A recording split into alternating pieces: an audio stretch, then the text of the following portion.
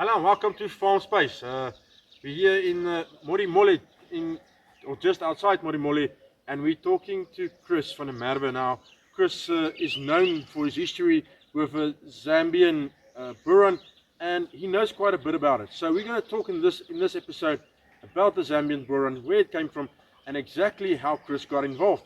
So come have a listen about his experience, the history, and what you can learn from the line breeding that happened over in our neighboring country. Come have a listen. Okay, good morning and welcome to Farmspace. I'm sitting here just outside Morimole and we're talking to Chris. Now, Chris got a very interesting background when it comes to the Boron. In the Mambushi Boron Stoot is well known for its Zambian lines. We're going to find out a little bit about the Zambian Boron, what it is and where it comes from. But let me stop talking and let me introduce Chris. Chris, thank you very much for talking to us. I appreciate it. Thanks for the opportunity again. It is really interesting to talk to you. I think the amount of time we've been talking about breeding strategy and where the Boron's going is very interesting, and I think maybe this is quite relevant to the discussion. Chris, firstly, we spoke a little earlier about your stud, and it came up that most of your lines come from Zambia. What is where does that history come? What does that history involve, and how did that came to be? Yeah, Tinus, quite often I hear that the Zambian Boron being vilified, and I can only think that can only be out of ignorance, because if you go back and you look at where the Boron, the Zambian Boron come from, and I'll spend a little bit of time on that just now. But are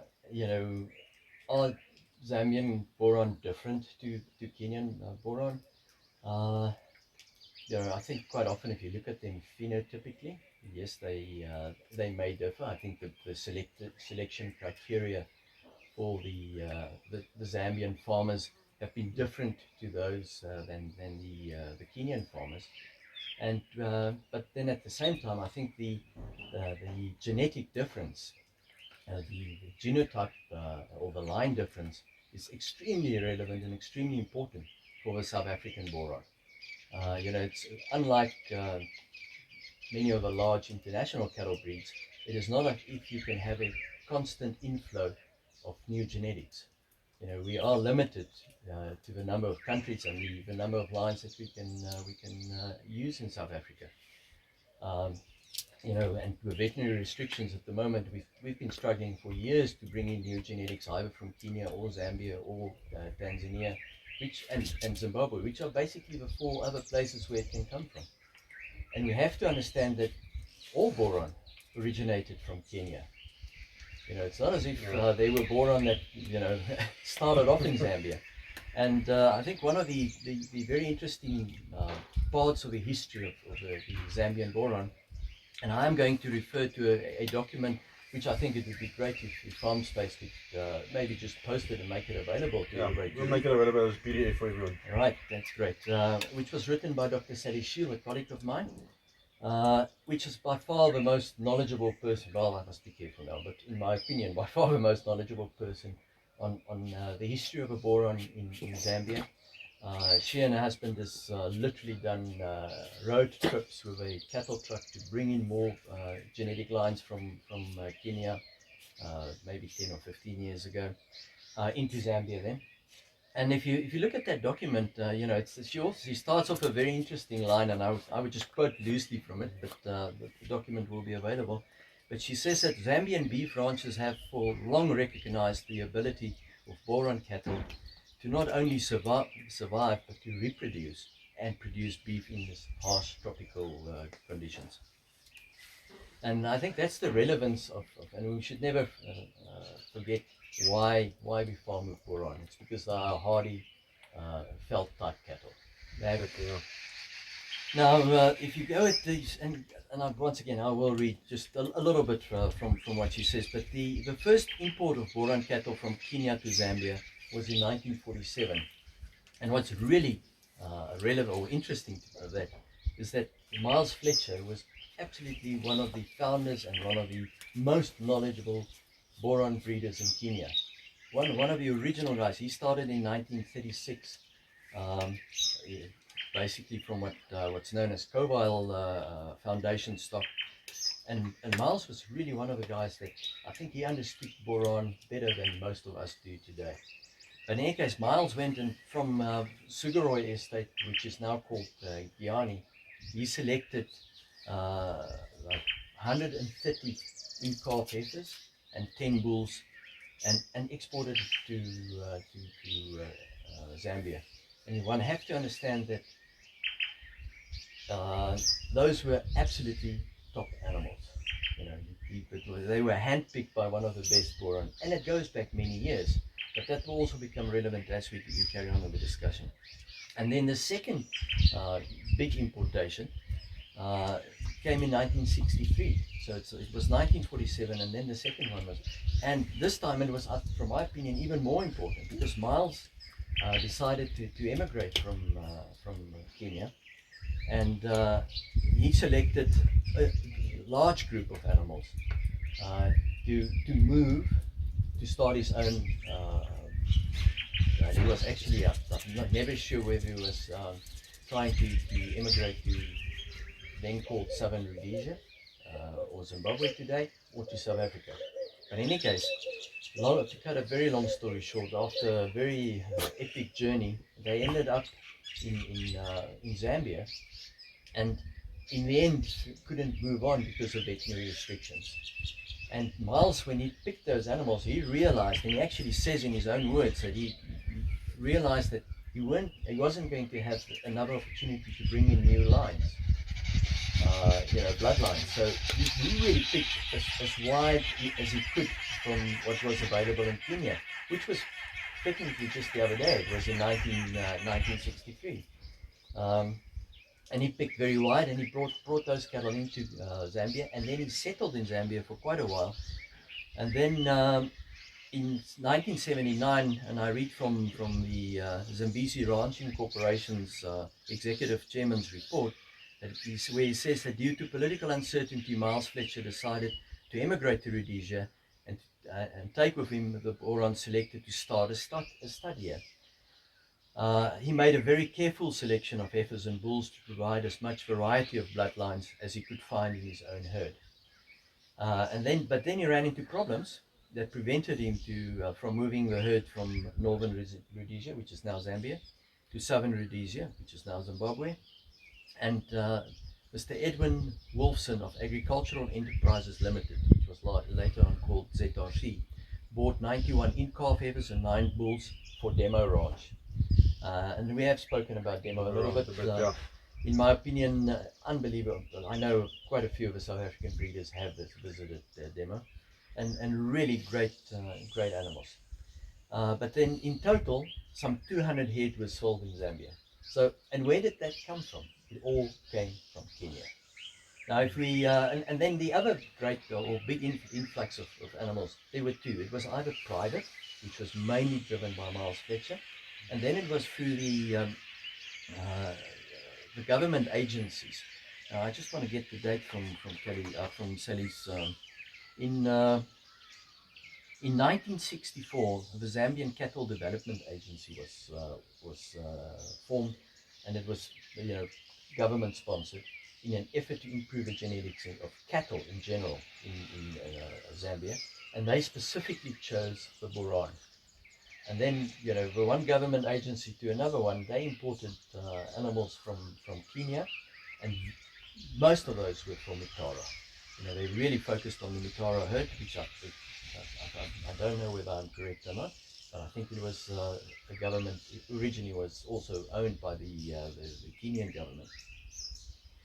So the influx of cattle, we have to understand, from Kenya into Zambia, the selection was from a very wide base of foundation stock, and it was really quality animals that came into Zambia. Now, if we look at, I always love to talk to you about breeding strategy and where we're going with the breed, not just with our herd, but where the South African Boron, where are we going with our Now we move forward. I quickly just want to stop you there. as I know you've got a plan where you want to tell me, but the Zambian lines that is now mainly available in South Africa, that came from Zambia. Now these guys, um, like Fletcher, how did they change what's happening, let's say, on your farm? So you do have most of your lines are Zambian. Yeah, I think we have to understand that there was an early influx of some Zambian cattle, which was by Boran. And it was, some of them had a really profound effect on the Boron in South Africa. In the sense that, you look at the offspring of a very well-known Zambian bull, being 14R, which comes from Lulai. That bull was, in spite of, I always want to say what he looked like, was a really good breeder. And when we talk about breeding and genotype and phenotype, we spoke about it yesterday. It's not always the best looking bull that is the best breeder. And that depends heavily on what the lines look like, how I almost want to say how tightly the line is bred. And they also brought, in the early days, in I think it was late 90s, they brought in some very good Boron female stock from Zambia. And that was very much the basis of the early breeding, was literally blending the Kenyan and Zambian lines. The reason why it's so relevant is I don't think we have to argue on whether the original bloodlines, original stock that went to Zambia was of really great genetic material. What happened is, due to veterinary restrictions, geographical limitations, government regulations, and just being in different countries, the Zambian lines just developed by nature or naturally into its own kind of a line. Now, if you understand line breeding, what a gift to South Africa. We have great genetics, which we know how it was chosen, which was forced by circumstances to really be line bred. And that's also why the Zambian Boron looks slightly different to the Kenyan Boron. I think the other reason why they look slightly different is because the agricultural potential is not as high in Zambia as it is in where the Boron originates from in Kenya. It's really, it is not as lush, it is sour felt. And a slightly different type of animal was chosen. Also, I think the selection criteria for the Zambians was slightly different. There were a lot of characteristics that was very highly selected for. Good pigmentation, very good hooves, a slightly smaller animal, definitely so, because of the natural environment in Zambia. And then, there was always the unfortunate thing that not everything was functional. Yeah. A lot of attention was placed to where the hump is placed, and which is important, but which is not the end of the world. I mean, you cannot go away from the basic characteristics of a boron. I mean, the moment if you talk about hump and it sits right behind the ears, you have to understand that something's wrong. So I'm not saying that it's not important, but it's not that functional. And I like to look at, when we do breeding, look at functional qualities rather than the nice to look at stuff. To get back to your question on why is it relevant from a Mambushi standpoint, is I think when I look back at the developments in the early days, for us in any case, in 2010, 2011, thereabout, it was quite clear for us that in the end, as the boron breeders in South Africa, if the markets doesn't open up, or the imports doesn't open up, we were going to run into more and more difficulty in getting pure, what I would like to refer to as lines. Different genetics to bring in. There is something which I like to call intra-breed hybrid vigor. If you bring lines that are really far separated, what you see in the offspring is really dramatic, and I think we're starting to lose that, and that is exactly what we've been trying to be ready with it, is to always have those lines clear. Our breeding strategy, which I would love to spend some time with you when you have a time to talk about, is very much based on on genotype and on phenotype. And quite often stud breeders just and genotype being the genetic makeup and phenotype being the what they look like. And we need to understand that both of those play an extremely important role. And from that perspective, the fact that the Zambian Boron came from great stock and was naturally forced to become specific lines, I think is very relevant for where we go with the Boron in South Africa going forward. It tells you something about how they adapt and how the importance of adapting in South Africa. I think certain areas will definitely need different lines, different sort of lines than what you get in the easier parts of South Africa. So there'll always be that thing where one guy can get away with a bigger animal and where another stud will be forced. But adding new lines into your herd is never. You know, if I could maybe go back to the you know, what you often hear, so but the Zambian looks different. That exactly is the value of it. You know, it is absolute treasure trove of great genetics that looks different. You know, if we just select, if we make the mistake as the Boron breed to just select for bigger, we will eventually have a very big animal. Yeah. I mean, I've seen some Zambian animals that are really big. I've seen some Kenyan animals that are. If we just keep on breeding with larger, we will end up. You need to have a balance in your breeding wherever you go. You need smaller lines, you need bigger lines. You need longer lines, and we can talk about, and as I said, in breeding strategy on where you go. But you need diversity, and that's exactly what the Zambian lines bring.